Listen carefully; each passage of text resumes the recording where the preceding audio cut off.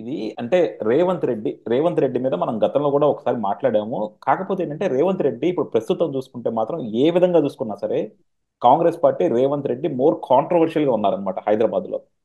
నాకు ఇందులో మూడు టాపిక్స్ ఉన్నాయి సార్. ఒకటి, రేవంత్ రెడ్డి హైడ్రా ప్రాజెక్ట్ మీద మిక్స్డ్ రెస్పాన్సెస్ వస్తున్నాయి.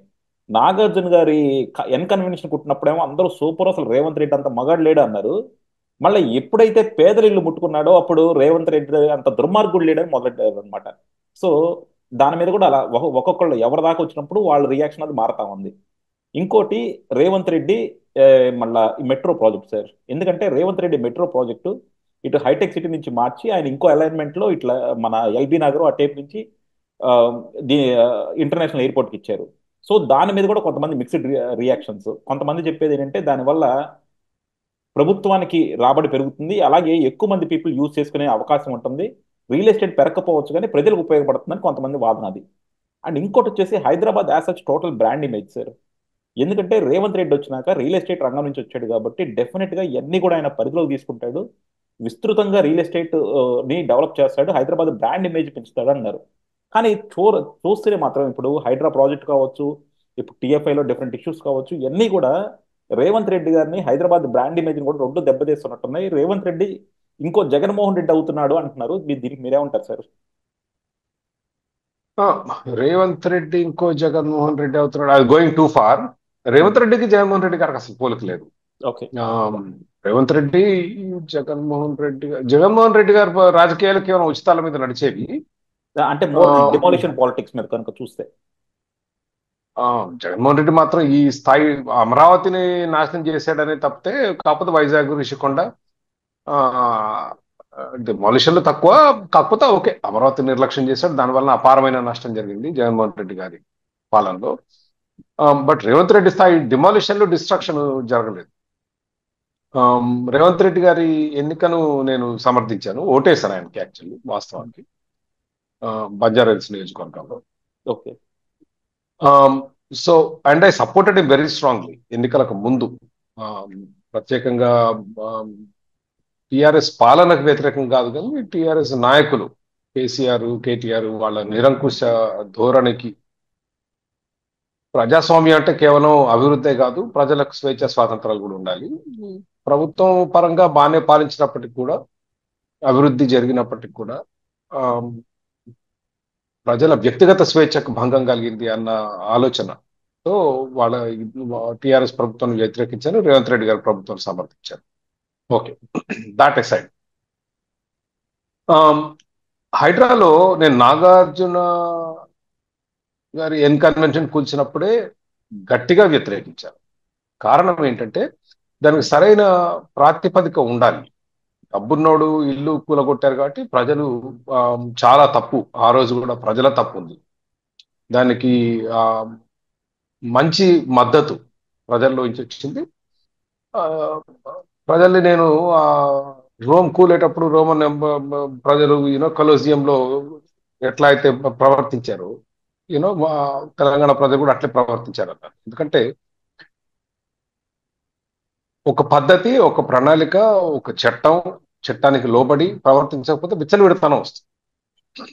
ఆ రోజు రేవంత్ రెడ్డి గారు ప్రభుత్వం హైడ్రా పేరు మీద శుక్రవారం, గురువారం, శుక్రవారం నోటీసులు ఇచ్చా ఉన్నారు కన్వెన్షన్ కూలగొట్టడానికి. దానికి నాగార్జున గారు అసలు నాకు నోటీసులే అందలేదు అన్నారు. ఏదో చాటుగా అతికిచ్చి వెళ్ళిపోతారు గోడలకు ఎక్కడో, ఏదో ఇచ్చామంటే మామ అనిపించడానికి. పొద్దున 7ంటికి శనివారం రోజు బుల్డోజర్ని పట్టుకొని వచ్చారు. వచ్చి మొత్తం కూలగొట్టేసరికి వాళ్ళు పొద్దున్న లేచి తెలుసుకొని కోర్టుకు వెళ్ళి స్టే తెచ్చుకునేసరికి 2, 3 అయింది. కోర్టు కూడా అడిగింది, ఏంటి అంత తొందర ఉంది అంత పెద్ద నిర్మాణం కూల్చడానికి? ఎవరిదైతే నిర్మాణం కూలుస్తున్నారో వాళ్ళకి కొంచెం టైం ఇవ్వండి. అందులో న్యాయాలు, ప్రభుత్వం చెప్పింది ప్రతిదీ కరెక్ట్ కాదు. ప్రభుత్వం పచ్చి అబద్ధాలు చెప్పుద్ది, పచ్చి మోసాలు చేస్తారు, మనకు తెలిసిన విషయం. ఏ ప్రభుత్వం అయినా అధికారులు, ఇప్పుడు ఆంధ్రప్రదేశ్లో మనం చూస్తూనే ఉన్నాం ఎన్ని. ఆ, మహారాష్ట్రలో మోడల్ యాక్ట్రెస్ జత్వానినో జత్వాని. అసలు ఏం చేశారండి ఆవిడ్ని? అసలు అసలు అసలు ఇది భారతదేశమా, ఈ దేశంలో చట్టాలు ఉన్నాయా అన్నంత అరాచకంగా ప్రవర్తించారు. అంటే ఉదాహరణకు చెప్తున్నా, ట్రిపుల్ ఆర్ని కొట్టింది ప్రభుత్వ అధికారులే, రఘురామ కృష్ణరాజు. టిఆర్ఎస్ అధికారంలో ఉన్నప్పుడు వాళ్ళు చేసిన పోలీసులే ఏది ఈ స్పయింగ్ స్కాండల్ రేవంత్ రెడ్డి గారి మీద చేసినారు. సో ప్రభుత్వం అంటే ఏదో వాళ్ళు చాలా పవిత్రులు, వాళ్ళు చెప్పిందంతా కరెక్ట్ అనుకోవటం మూర్ఖత్వం.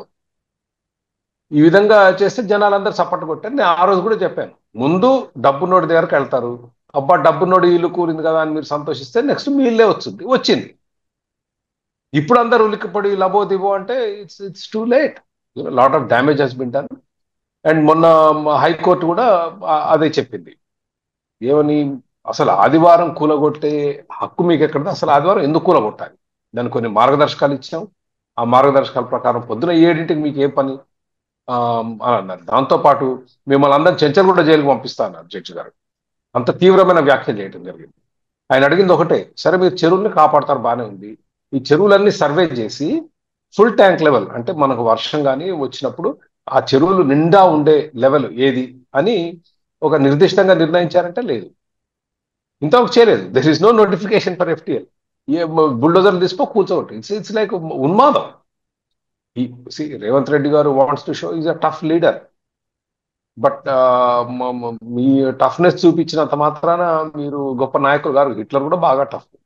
That doesn't make you a great leader. What makes you a great leader is మీరు వచ్చి అభివృద్ధి చేయండి రాష్ట్రాన్ని, హైదరాబాద్ని అభివృద్ధి చేయండి, టెక్నాలజీ రంగాన్ని అభివృద్ధి చేయండి, ఫార్మా రంగాన్ని అభివృద్ధి చేయండి, హెల్త్ కేర్ రంగాన్ని అభివృద్ధి చేయండి, సినీ పరిశ్రమను అభివృద్ధి చేయండి, రోడ్లు వేయండి, ఫ్లైఓవర్లు వేయండి, మెట్రోలు కట్టండి, ఔటర్ రింగ్ రోడ్ వేశారు, ఇప్పుడు రీజనల్ రింగ్ రోడ్ అంటున్నారు. ఇవి కంపెనీలు తీసుకురండి, ఉపాధి అవకాశాలు సృష్టి. ఇంత పనులు చేస్తాయి, పొద్దున్న లేస్తే బుల్డోజర్ పడిపోయి కూలగొడతా అని పిచ్చితనం ఏంటో అర్థం కాలేదు. 1 2 అసలు ఈ చెరువుల ఆక్రమణ జరిగింది ఎవరి మూలంగా? అధికారుల మూలంగా. మీరు భవిష్యత్తులో చెరువుల ఆక్రమణ జరగవద్దు అంటే అమాయక ప్రజల మీద కాదు, మీరు పిచ్చుక మీద బ్రహ్మాస్త్రం వేయద్దు. దమ్ముంటే పోయి అధికారులు పట్టుకురండి. మీకు రిజిస్ట్రేషన్ చేసినోడు తెలుసు, సర్వే చేసినోడు తెలుసు, కడుతుంటే ఆ రోజు అక్కడ ఉన్న అధికారులు ఎవరు? ఇప్పుడు ఈ విల్లాలు కడుతున్నారు అన్నారు. ఎగ్జాక్ట్లీ ఇది కదా సార్ మెయిన్ పాయింట్. ఎందుకంటే క్రక్స్ ఆఫ్ ద మ్యాటర్ చూసుకుంటే గవర్నమెంట్ ఎంప్లాయీస్ కరప్షన్ కదా మనం ఎక్స్పోజ్ చేయాల్సింది. ఎందుకంటే ఎగ్జాక్ట్లీ. ఆ రోజు ఉన్న అధికారులు కావచ్చు, ఆ రోజు ఉన్న రాజకీయ నాయకులు కావచ్చు, బిల్డర్ల దగ్గర లంచాలు తిని అన్నిటికీ అప్రూవల్ ఇచ్చి ఈ రోజు పేదవాడి కడుపు కొట్టడం అనేది ఎంత మటుకు న్యాయం? వాళ్ళేమో అంత ఏదైనా ధనికుడైనా ఎవడైనా సరే సార్, అదే ఇప్పుడు నేను అనేది ఏంటంటే మీకు ప్రభుత్వం దగ్గర నుంచి కాగితాలు వచ్చి అనుమతులు వచ్చి అన్ని ఉన్నప్పుడు వాడు సర్వే మార్చాడా, ఇంకోటి మార్చాడా ఉన్నప్పుడు people will think it is fine. వాడు కట్టి గృహప్రవేశం చేసేదాకా మీరు ఏం చేస్తారు? నీళ్ల పర్మిషన్ ఎవడు ఇచ్చాడు, కరెంట్ పర్మిషన్ ఎవడు ఇచ్చాడు? కట్టి గృహప్రవేశం చేసేదాకా ఏం చేశారు? ఓకే, వీళ్ళు ఏమంటారంటే లేదు వాళ్ళందరికీ తెలుసు, తెలిసి కూడా కట్టారు అంటారు. అది మిమ్మల్ని చెప్తే నేను ఎందుకు నమ్ముతా? కోర్టు అనాలి. I will not believe Srikanth garu చెప్పారనో రేవంత్ రెడ్డి చెప్పారని నేను no, that is not how. ఒక సమాజంలో సివిల్ సొసైటీ అనేది కొన్ని చట్టాలు, కొన్ని రాజ్యాంగ వ్యవస్థలు ఉన్న సిస్టంలో మీరు నేను అనుకోవటం ప్రభుత్వం చెప్పడం కాదు, అది నిర్ణయించాల్సింది కోర్టులు. దానికి అభ్యంతరం ఏంటంటే అరే కోర్టుకు వెళ్తే 20 ఏళ్ళు 30 ఏళ్ళు పట్టుద్ది, ఇంకా అయినట్లే ఈ కేసులు మనం పట్టుద్ది, మా కోర్టును సంస్కరించండి. అంతేగాని వచ్చి ఇళ్ల మీద పట్టి ఇళ్ళు కూడా కొడతాం కోర్టు 30 సంవత్సరాలు పట్టుద్దంటే ఫాస్ట్ ట్రాక్ కోర్టు వేసుకోండి. సమస్య కోర్టు దగ్గర కోర్టును సంస్కరించాలి, కానీ ఇళ్ళు కూడా కొట్టడం అనేది సరైన పద్ధతి కాదు. నేను ఐఎమ్ సెయింగ్ రేవంత్ రెడ్డి గారి ప్రభుత్వం మీద ఇది ఒక మాయని మచ్చలా మిగిలిపోతుంది. And he will pay a very heavy price for what he's doing. But Revanth Reddy more season politician కదా సార్. ఎందుకంటే ఇప్పుడు మన కేసీఆర్ గారిని చూసుకున్నా ఎవరిని చూసుకున్నా సరే Revanth Reddy is more close to the people. So ఆయన గ్రౌండ్ రియాలిటీకి కూడా చాలా దగ్గరగా ఉంటారు. సో అంత గ్రౌండ్ నుంచి వచ్చిన ఆయన, అంత ప్రజల నుంచి వచ్చిన ఆయన ఇలాంటి తప్పు ఎందుకు చేస్తున్నాడు అంటే వాళ్ళ ఆబ్జెక్టివ్ ఏంటి అంటే ఇప్పుడు మనందరికి తెలుసు రేవంత్ రెడ్డి గారు I feel is a great politician. అందులో ఎందుకంటే కేసీఆర్ లాంటి నిరంకుశ నాయకుడిని ఎదిరించి, ఏది అధికారంలో ఉన్న నాయకుడిని ఎదిరించి పోరాడి ఎన్నికల్లో ఓడించి ముఖ్యమంత్రి కావడం అనేది మామూలు విషయం కాదు. So you have to be a formidable politician to take on someone like KCR. ఎవరు తొక్కిపారేసేవాడు కదా అసలు. There is no opposition. నోరు తెరిచిరంటే వాళ్ళ ఆస్తులు మీద దాడులు, కేసులు, లోపలేయటం, ఇదే గొడవ. ప్రజాస్వామ్య పద్ధతిలో నడవలేదు ఆ పాలన 10 సంవత్సరాలు. వీలైతే కొనటం లేకపోతే తొక్కేయటం. సో రేవంత్ రెడ్డి గారు is a great politician, but I think is lost. నాకు ఇప్పుడు అర్థమైంది ఏంటంటే is not a good administrator. ఆయనకి అనుభవం లేదు, విజన్ కూడా ఉన్నట్లు నాకు కనిపించడం లేదు. As to how to run the state. నేను అనేది ఏంటంటే you have to create energy in the environment. ఏది పెట్టుబడి పెట్టడానికి వచ్చే వాళ్ళకైనా, కంపెనీలు రావడానికైనా ఆ, మీరు సరైన వాతావరణం సృష్టించాలి. అది వదిలేసి ఏం చేయాలో అన్న ఒక నా బ్రాండ్ పడాలి, రేవంత్ రెడ్డి బ్రాండ్ పాలన రావాలి అన్న అన్న ఉత్సాహం ఆయనలో కనిపిస్తుంది. కానీ ఆ బ్రాండ్ రావడానికి ఏం చేయాలి అన్నది కొంత ఆయనలో అయోమయం ఉన్నట్లు నాకు అనిపించింది. మొన్న అమర్ రాజా బ్యాటరీస్ వాళ్ళు వెళ్ళిపోతామని కొత్త బెదిరించారు. ఇంకొక కంపెనీ ఏదో రీసెంట్లీ వెళ్ళిపోయింది, గుర్తు రావట్లేదు. చిప్స్ కంపెనీ ఒకటి, చిప్ తయారీ, ఎలక్ట్రానిక్ కంపోనెంట్స్ కంపెనీ ఒకటి, మరి చెన్నై వెళ్ళిందో అహ్మదాబాద్ వెళ్ళిందో గుర్తు రావట్లేదు. చాలా పెద్ద కంపెనీ ఒకటి వెళ్ళిపోయింది. రియల్ ఎస్టేట్ రంగం కుదేలైంది ఇప్పుడు కాంగ్రెస్ పార్టీ అధికారంలోకి వచ్చిన తర్వాత. ఈయన చేసే పనులు ఇంకా they are not helping, they are only making it worse. So 4 సంవత్సరాలు తిరగంగానే ఎన్నికలు వస్తాయి, ప్రజలు చూస్తారు ఏమైంది ఈ 4 ఏళ్లలో, ఈ 5 ఏళ్లలో ఈయన మంచి చేశాడా చెడు చేశాడా అని. ఇవాళ చప్పట్లు కొట్టే వాళ్ళే రేపు ఓట్లేరు. End of the day people will look at who has done a better job. Okay sir, అంటే ఇంకోటి, అంటే ఇప్పుడు హైదరాబాద్ ఒకటైతే ఇంకోటి మెట్రో ప్రాజెక్ట్. ఎందుకంటే హైదరాబాద్కి మెట్రో ప్రాజెక్ట్ అనేది చాలా ఇంపార్టెంట్. అలాగే కూడా మెట్రో ప్రాజెక్ట్ కూడా యూనిఫామ్గా డిస్ట్రిబ్యూట్ అవ్వలేదు, అన్ని ప్రాంతాలని కనెక్ట్ చేయలేదు అన్నది కూడా ఒక కామెంట్ ఉంది. అండ్ ఎస్పెషల్లీ మనం చూసుకుంటే మనకి ఎల్బీ నగర్ టు ఇటేపు కూడా చాలా, అంటే రావాల్సినంత కనెక్టివిటీ రాలేదు. సో ఇప్పుడు హైటెక్ సిటీ నుంచి అటు మారటం వల్ల కొంతమంది అది చాలా అడ్వాంటేజ్ అవుతుంది అంటున్నారు, కొంతమంది ఏమో లేదు దానివల్ల డెవలప్మెంట్ అనుకున్నంత స్పీడ్గా జరగదు అంటున్నారు. మీ మీ వ్యాఖ్య ఏంటి సార్ దాని మీద? హైదరాబాదు చాలా పెద్ద నగరం, దాదాపు 1,10,00,000 జనాభా. మీరు ఎంత మెట్రో వేసినా ఎక్కడో దగ్గర కొంత అందదు. ప్రజలు యూనో సంతోషంగా ఉండరు. కాన్స్టెంట్లీ విమర్శలు వస్తాయి, నేను కాదని. నేను I only go by numbers. ఇవాళ హైదరాబాదు నగరంలో 10 లక్షల మంది సాఫ్ట్వేర్ ఉద్యోగులు ఉన్నారు. 10 లక్షల మంది సాఫ్ట్వేర్ అంటే దాదాపు 10 లక్షల కుటుంబాలు అనుకోండి. ఒక్కొక్క కుటుంబానికి 3-4 మనుషులు అనుకున్నా కూడా 30-40 లక్షల మంది కేవలం సాఫ్ట్వేర్ రంగం మీద బతికేవాడు. అది కాక ఇది డైరెక్ట్ గా, ఇండైరెక్ట్ గా మళ్ళీ వాళ్ళు కొనుక్కునే ఇళ్ళు కానివ్వండి, వాళ్ళు కొనుక్కునే కార్లు కానివ్వండి, మోటార్ సైకిళ్ళు కానివ్వండి, ఇది సినిమాలు కానివ్వండి, మాల్స్ కానివ్వండి, ఇండైరెక్ట్ గా ఇంక ఎంప్లాయ్మెంట్ ఎంత క్రియేట్ అవుతుందో నాకు తెలియదు. అంటే 1,10,00,000 హైదరాబాద్ జనాభాలో లిటరల్లీ సగం జనాభా కేవలం ఒక సాఫ్ట్వేర్ రంగం మీద బతుకుతుంది. అది టెక్నాలజీ, ఐటీ అనేది ఒక బంగారు గుడ్లు పెట్టే బాతు. ఈయన వచ్చి రాగానే మొట్టమొదటి 10 రోజుల్లో తీసుకున్న నిర్ణయం ఏంటంటే హైటెక్ సిటీ నుంచి రాజీవ్ గాంధీ ఇంటర్నేషనల్ ఎయిర్పోర్ట్కి మెట్రో క్యాన్సల్. అసలు అర్థం లేదు. అంటే టీఆర్ఎస్ చేసింది కదా అని మీరు క్యాన్సిల్ చేయడం అసలు అర్ధరహితం. ఔటర్ రింగ్ రోడ్ ఉంది అంటాడు. ఔటర్ రింగ్ రోడ్ ఇవాళ ఉంది, మీరు మెట్రో పూర్తయ్యేసరికి 10 ఏళ్ళు అయింది. అప్పుడు కూర్చొని నేను మెట్రో కడతా అంటే అప్పుడు రాదు. 10 ఏళ్లలో ఔటర్ రింగ్ రోడ్ మొత్తం నిండిపోద్ది. ఇవాళ మీరు Revanth Reddy if he wants to become another successful chief minister ఇట్లాంటి మూర్ఖ పనులు చేయకూడదు. మీరు వెళ్ళొచ్చు హైటెక్ సిటీ నుంచి అంటే ఎల్బీ నగర్ పోయి, ఎల్బీ నగర్ నుంచి ఫలక్నామా పోయి, అటు నుంచి ఓల్డ్ సిటీ నుంచి 2 గంటలు ప్రయాణం చేసి ఎయిర్పోర్ట్ పోవచ్చు అంటారు. ఇంకా దానికి నేనేం వితండవాదం చేస్తే దానికి ఎవరు సాయం చేయలేరు. See it is one of the global cities ఇవాళ హైదరాబాద్. దాన్ని మరింత ఇప్పుడు బెంగళూరులో కిక్కిరిసిపోయి బతకలేని పరిస్థితికి వచ్చింది. ఎందుకంటే వాళ్ళు ఇన్ఫ్రాస్ట్రక్చర్ అప్గ్రేడ్ చేయలేదు. ఐటీ రంగం పెరుగుతూ ఉంటే దాని మీద విపరీతమైన ఆదాయాలు వచ్చినా కూడా కర్ణాటకలో ప్రభుత్వాలు వరుసగా నిర్లక్ష్యం చేశాయి. Bengaluru has become gridlocked. Hyderabad ఈ రోజు కూడా పర్వాలేదు. చంద్రబాబు నాయుడు వేసిన పునాదులు, కేటీఆర్ ఆ పునాదులు చేసిన నిర్మాణాలు, వాళ్ళు 10 ఏళ్ల పాలనలో హైదరాబాద్ అయితే నిర్లక్ష్యం చేయలేదు, అభివృద్ధి చేశారు బాగా.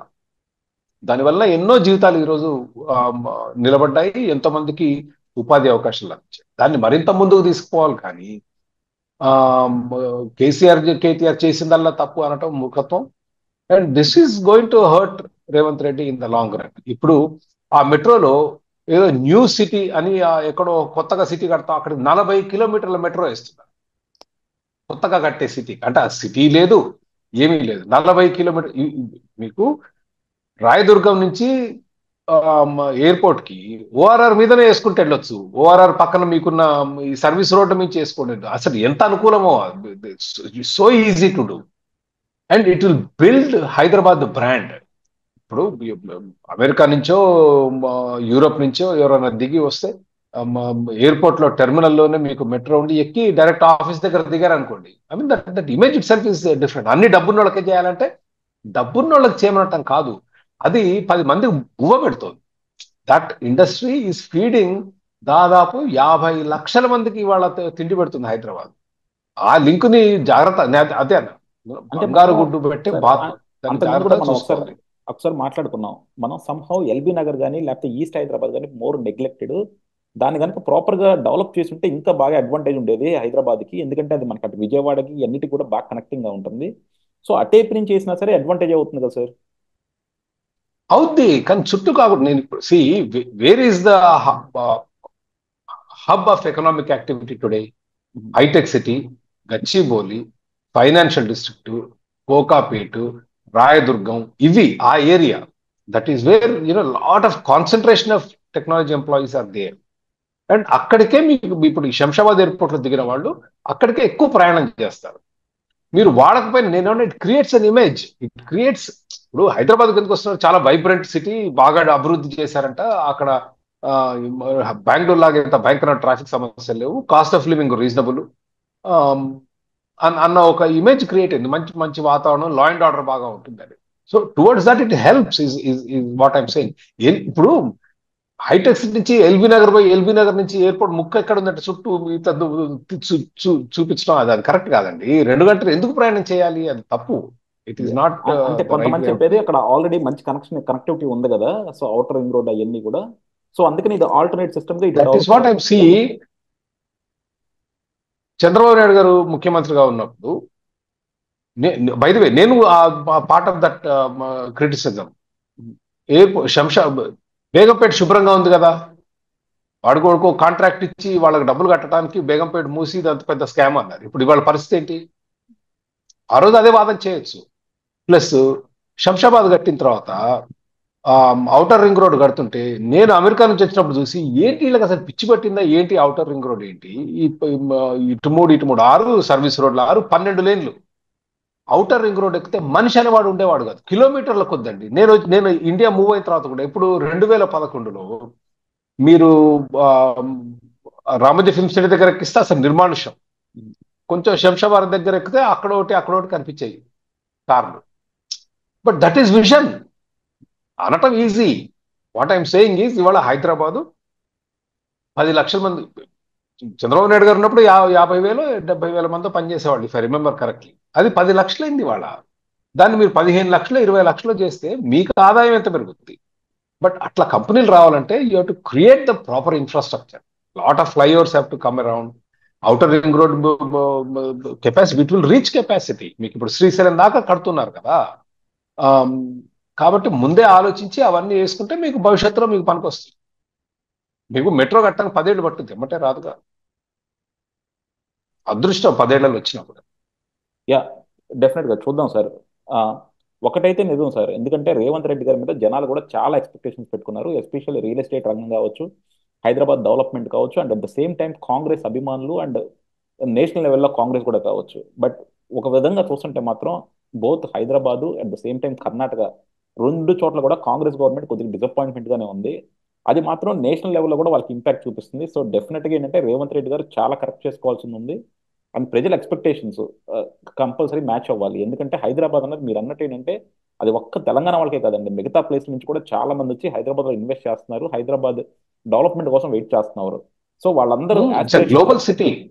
ఎగ్జాక్ట్లీ, సో వాళ్ళ ఆస్పిరేషన్స్ మాత్రం రెస్పెక్ట్ చేయాలి. దాన్ని నర్చర్ చేయాల్సిన బాధ్యత కూడా ఇప్పుడు ముఖ్యమంత్రి గారికి ఉంది. చూద్దాం దాన్ని ఎంత మటుకు ముందుకు తీసుకెళ్తారో. Thank you sir, thank you very much.